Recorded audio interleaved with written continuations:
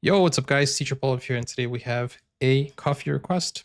If you want to request a video, click over here or go over to buy my coffee. Link is in the pinned comments, and thank you so much for your support, guys. It would be really hard for me to make videos that are this long without your support. I don't have sponsors on the channel, so you guys are my sponsors, and thank you so much to today's sponsor, Whiplash, who requested this video.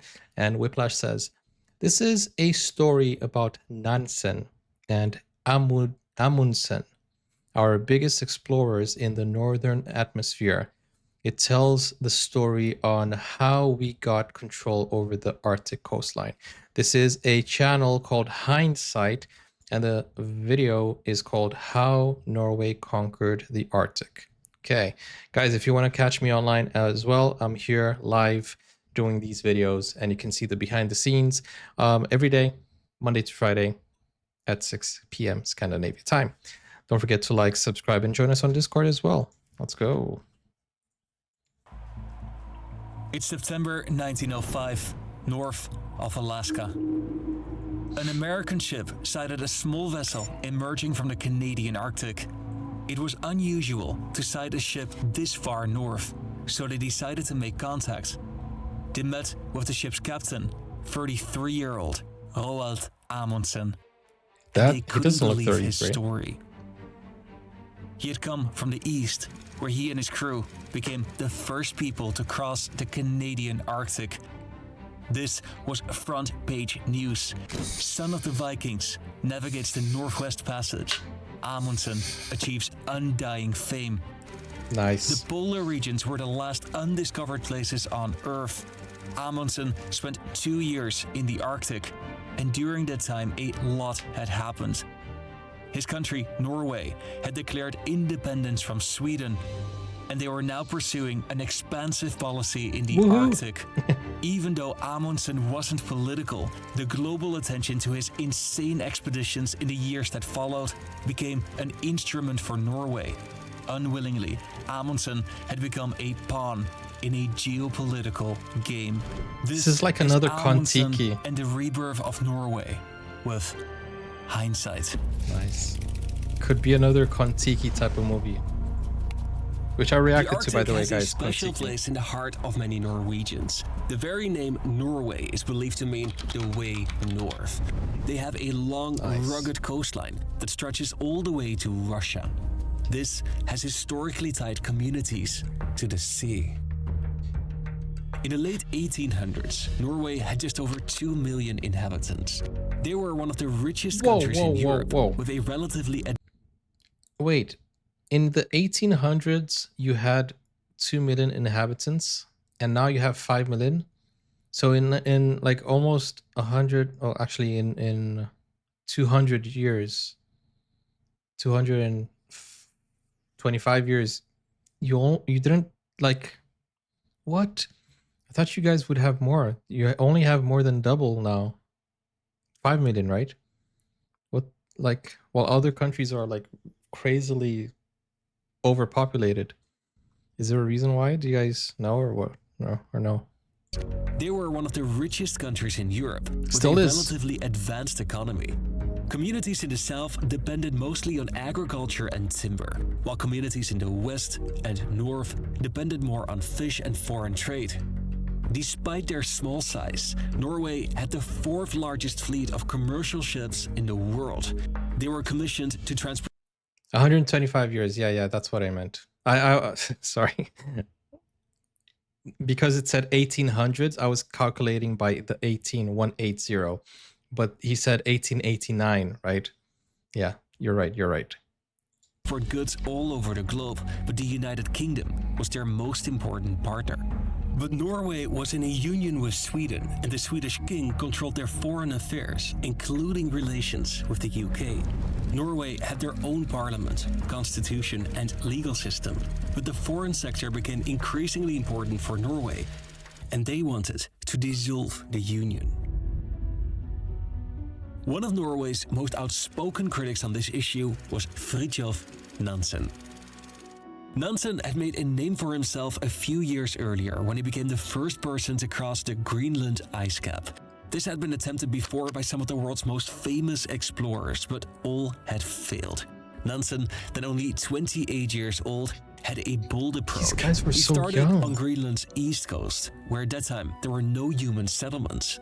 This meant that if anything went wrong, it would be impossible to retreat.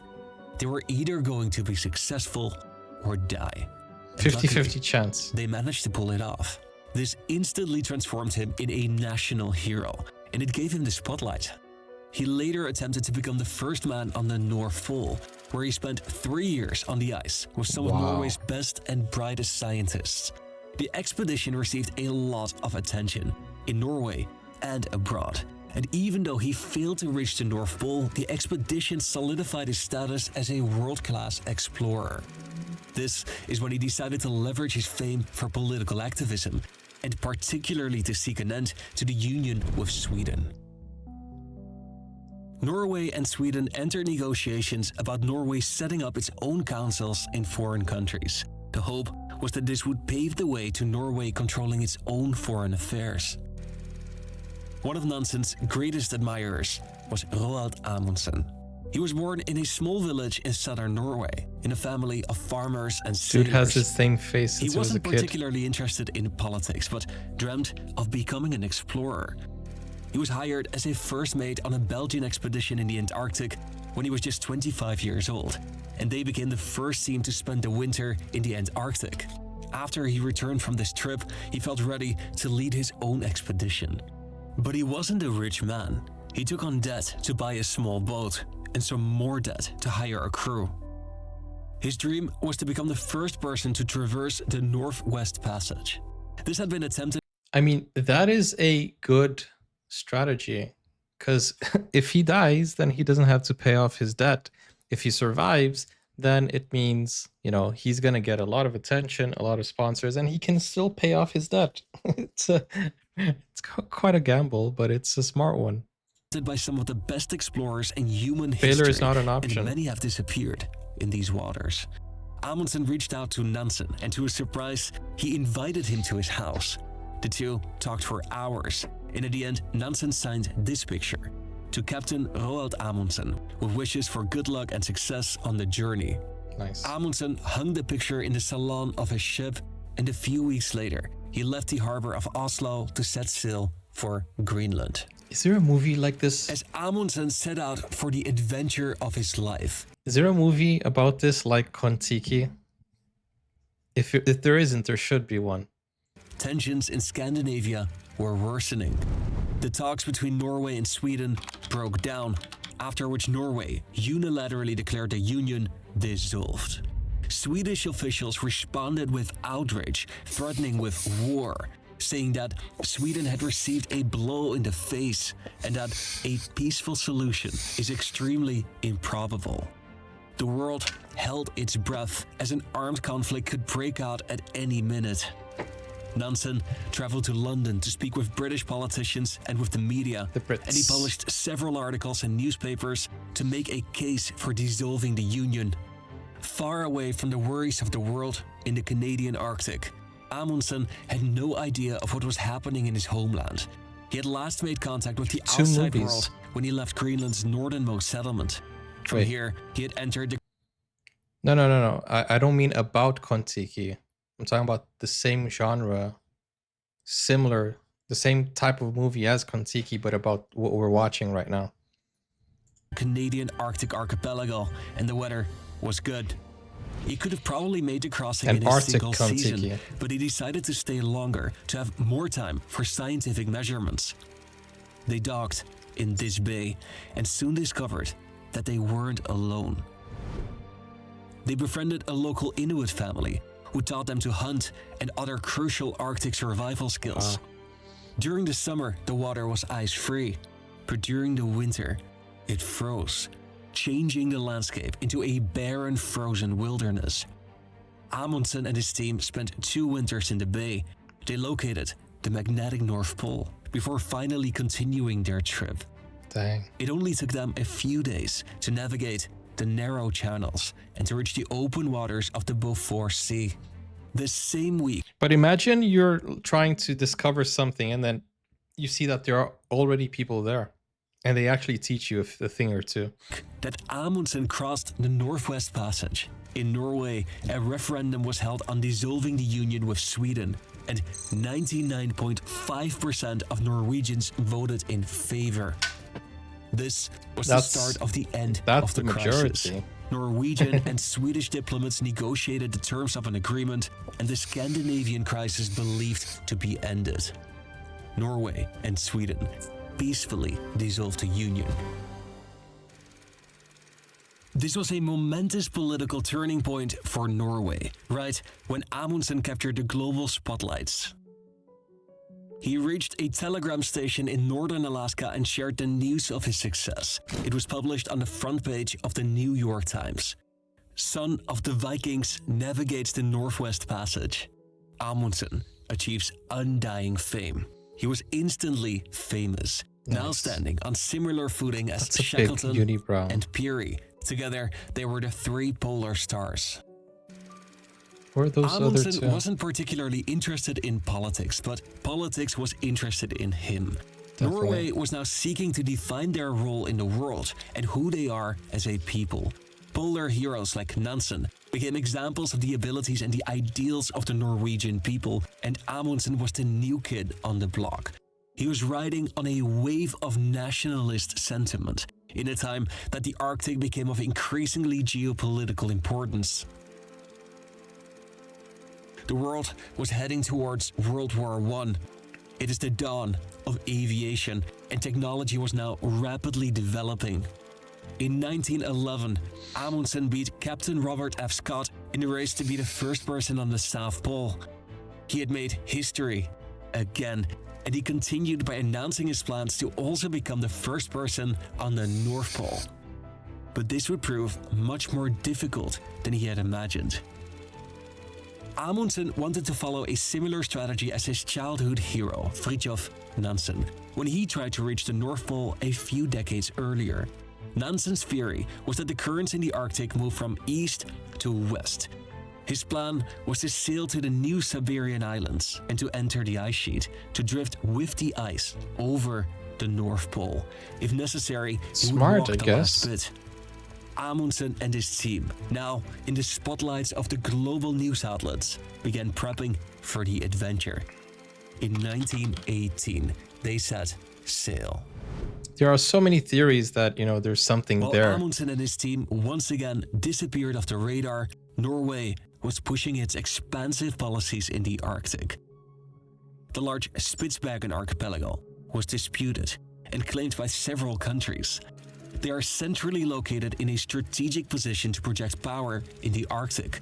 Norway and Russia were operating coal mines on the islands, and many neighboring countries had historical ties to the archipelago. But in 1920, Norway successfully managed to claim sovereignty. Russia was still badly wounded after the revolution of 1917, and Sweden had lost influence for its support of Germany during World War I. This made the conditions favorable for Norway, but they could also demonstrate their historical and their modern ties to the archipelago. But then they went against After its Germany, inclusion right? in the Kingdom of Norway, the archipelago was renamed Svalbard, and they annexed this island off the coast of Greenland shortly thereafter. Svalbard. Amundsen, in the meantime, was having a stroke of bad luck. His expedition was delayed many times by bad weather. Amundsen had fallen off his ship and broken his arm, and he was attacked by a polar bear just a few days later. What? By a polar bear? Of carbon monoxide poisoning, and the worst thing was that they weren't coming anywhere close to the North Pole. They set sail for Alaska, where they built a temporary accommodation to spend the winter, and during those long winter days, he fought. And he changed tactics.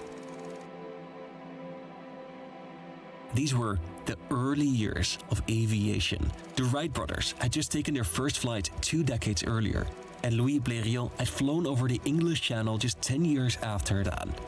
Amundsen was deeply inspired by these feats, and he managed to get some funding to buy an airplane. After years of hardship on a small boat in the Arctic, the thought of just flying to the North Pole was very tempting. He shipped the small aircrafts to northern Alaska and prepared for a short test flight. They took off, but only after a few minutes in the air, the plane broke down. He managed to safely return to shore, but this was a major setback. Oh, wow. Okay. Amundsen had failed to sail to the North Pole, and now he had also failed to fly there. He was out of money. Do we have drones that can reach the North Pole? Because I've seen a few theories that it's like very top secret because there's kind of like an Area 51 there and stuff like that. But we should have technology to fly over the North Pole nowadays, don't we? We should have that type of we have satellite images also, right? It's not a big mystery, is it? Money, and when all hope seemed lost, he received a phone call. It was Lincoln Ellsworth, heir to a mining fortune. He offered to buy 2 of the best aircrafts available on the market so that Amundsen can try again. He accepted and proposed to depart from Svalbard. Under the watchful eye of the international media, Amundsen and his crew waited for weeks on end for the perfect weather conditions. When all seemed clear, they took off. Dude is some kind of crazy though. You gotta be. It was the first time that Amundsen saw the ice from above. So Norway was the first one there? More desolate and deserted, Amundsen recalled. A bear from time to time, I would have thought, but no, absolutely nothing living. It's too cold. They spent 8 hours in the air before deciding to land. But as they were going down, one of the engines began to spurt. They managed to safely land, but the plane wouldn't fly anymore. No. They were now stuck on the ice, 150 miles or 250 kilometers from the North Pole. They spent 3 weeks on the ice to build an airstrip, and then all crammed into one airplane to head back to Svalbard. They had failed to reach the North Pole, and they didn't cross the Arctic as they set out to do. They're safe. Thank you, Hansi. They returned to Oslo, and 50,000 people crowded the streets to greet them. They were received by the king in the palace with a reception in their honor. Wow. Ellsworth was extremely satisfied and contributed another $100,000 to help purchase an airship that would be fitted for the Arctic by an Italian company. Dang. The handover was a big event, and amongst the invitees was Italy's Prime Minister Benito Mussolini. This was seen as a promotional event for all the countries that were involved, and Norway had its name on the ship. Nice, Norge. They were ready to fly from Svalbard and aimed to be the first people on the North Pole and the first people to fly over the Arctic. On May 11th, they took off. I love that they never gave up. The ship flew over the North Pole at 1:25 a.m. Greenwich time, making Amundsen the first person on both the South and the North Pole.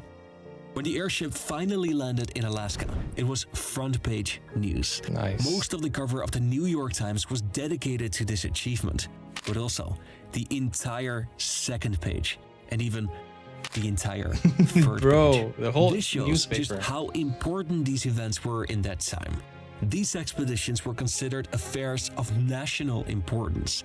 The captains, commanders, and people in charge were celebrated as heroes. Their accomplishments were in the name of the king or nation they represented, and they embodied the spirit of their people. This was particularly important for Norway, as they had just gained independence, and they were looking to define its values as a people and its role on the world stage. The success of the Norwegian explorers lent credibility to their claims, and it helped. So this was the Norwegian moon landing, right? Helped establish Norway in the public consciousness as an Arctic nation. If you like this and you want to show your support, you can consider joining my Patreon. I publish a ton of exclusive content there that you may enjoy, and if not, the second best way of showing your support is by watching another video. Here are 2 more videos for you to consider for your next watch. Awesome. Guys, go support the channel Hindsight. The link is in the pinned... Wait, it's in the description. So you can check it out. This is pretty cool. Man, if you like the video, go check them out.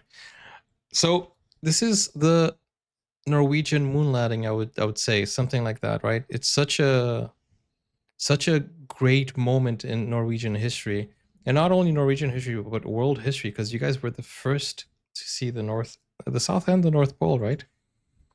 That is pretty cool, pretty awesome.